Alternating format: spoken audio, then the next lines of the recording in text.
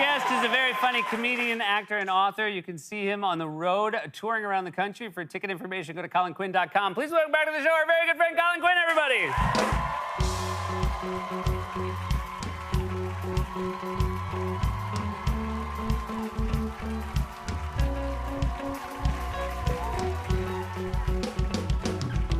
Welcome back. You are one of our modern historians. Whoa. Of this great city. Yes. You know a lot about New York City, and you have a great new... Coming in hot, by the way. I'm coming in hot. I want to You've been on already. You've been on already. I just got out here. And by the way, before we start, not to break the momentum, I don't like this. Okay. The old days, you have a nice cup. Yeah. Look at this. Yeah. Sorry. Jesus. You really... Because it makes me look cheap now that I'm drinking it. The crowd doesn't know. They'll be like, look at that chiseler. People on TV. It's all about perception. You know what I mean, folks? I like to work the crowd work in comedy is big now, so I try to work the crowd on TV. Oh, great.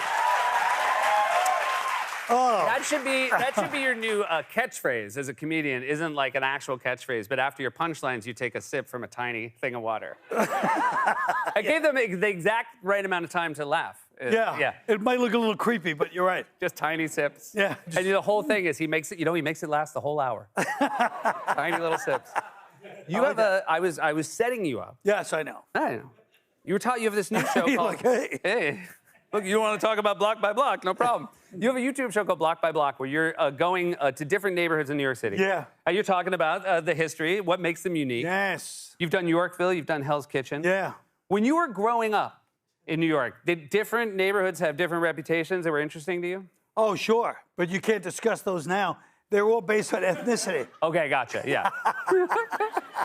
So now you just are like, I know that one. That's northeast of here. Oh, that block. You have to get very vague. But, but these guys, it's people from back in the day. So my friend Steve Kelly in Yorkville, and he goes over the history, but also the giant fights they'd have at these Second Avenue bars. He left his comic strip post to go across the street, got in a big brawl. The cops are everywhere. And he goes back to the comic strip where, ironically, he's in charge of security. And then my friend Mike Spillane was telling the story about him and his brother and his cousin and a couple other guys. And they get in a fight in a bar, a couple of guys, but they didn't realize one of the guys' friends they're fighting is Andre the Giant. So he picks him up and just flings him. I feel like you should get a visual on Andre the Giant before the fight starts. Yeah. No, actually, he did see him in the bathroom, and he was like, wow, but he didn't know he was with the guy. Oh, that's a bummer. The fight. I think just out of safety, if Andre the Giant was there, I wouldn't start any fights. You never know who's his plus one. No, yeah. Yes. Andre the Giant with a +1. I like that. And what about Flushing? What was the reputation about Flushing? Flushing back then, it was kind of Irish, Italian, Jewish, like a lot of names. Now it's all Asian.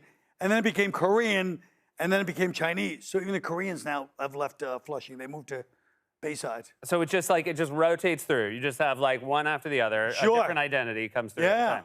That's fascinating. I agree. You talked about small talk and how it's a lost art, but I was wondering, small talk in different countries. You travel a lot. Do you find like certain cultures are better at small talk? Well, I mean, Irish people, it depends what you like for small talk. If you like having your balls busted, the Irish people, yeah, they like that banter. Yeah. Is what I mean. You know what I mean? So I was in Ireland, like, we went last summer to Ireland. So I go to there's a girl behind this, like, podium at the hotel restaurant. So I'm the guy that likes to, I like to play around with all the people. Like, I'm the guy in my building, if somebody's mopping, every time I walk in the lobby, I pretend to slip, like, hey, and pretend. Yeah.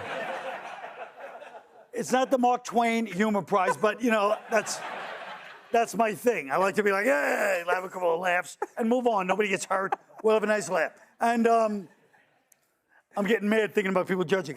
And like, it's funny. I'm not the pratfall guy, but everybody thinks it's funny that you do that. I'm sure the guy mopping must love it. He loves it. Yeah. Every time. Yeah. And sometimes, like, if it's the same guy, then I'll wait the extra second because, surprise is the element in comedy. And then he's like, oh, he's not going to do it.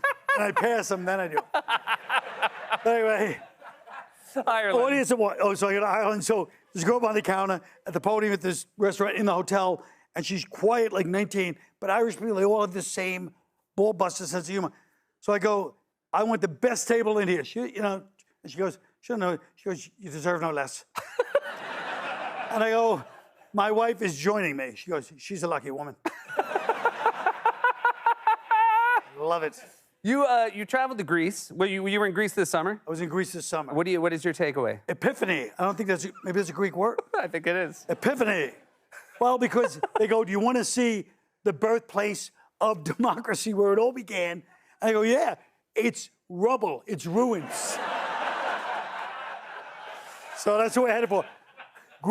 Democracy worked for like 150 years, and then it was monarchy, a great system for thousands of years, and then we decided to unearth this failed rubble system called,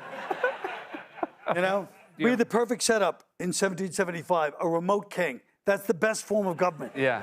He didn't know what we were doing. We did whatever we wanted over here. Yeah. But he couldn't take him 40 days to get over here. But we could use his name.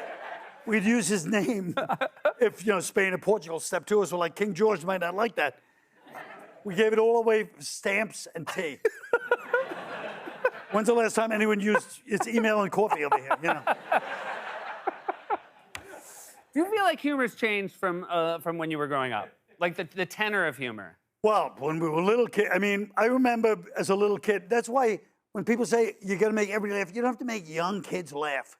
I don't want to make young kids laugh. I don't have the same sense of humor because I know how dumb, what I thought was funny when I was young, I remember some kid was like, hey, that guy's a real master.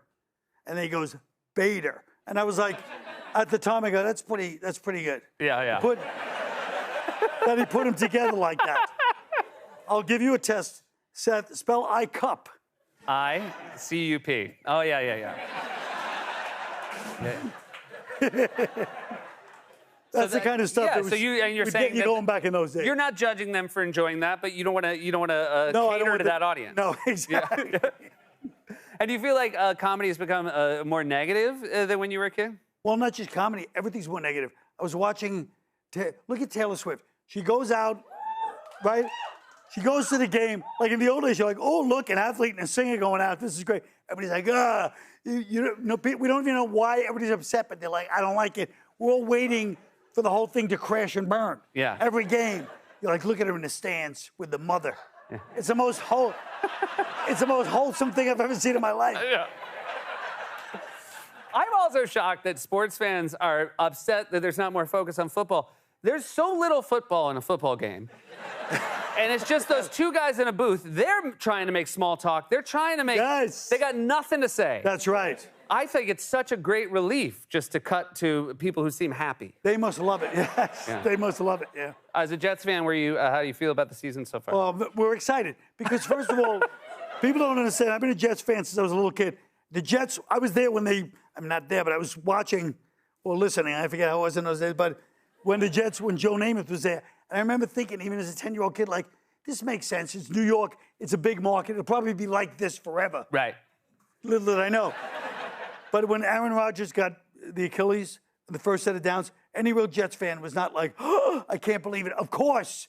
What else would you expect to happen? Right. So you weren't that surprised? No, I wasn't at all. I mean, it made perfect sense. We're fellow writers. Writer strikes over. That's a good thing. You have a negotiating tactic, because I know a lot of people had their notes about, like, oh, if I was on the negotiating committee, I would have said this or that. But you take care of your own contract. 2 months before the writer's strike, I happened to be telling my wife, who deals with that kind of stuff. I go, all my career, a little fun secret fact I thought about me. I go, all my whole career, whenever they hand me the contract, this started in the 80s, and it says, in perpetuity, in all forms existing and in the future. Back in the 80s, this is one of the big contract points, but I always crossed it off in every contract anyone ever handed me. If it was on the show, anyway, I crossed it off with my pen. So I told her that, and she literally spent a minute laughing in my face.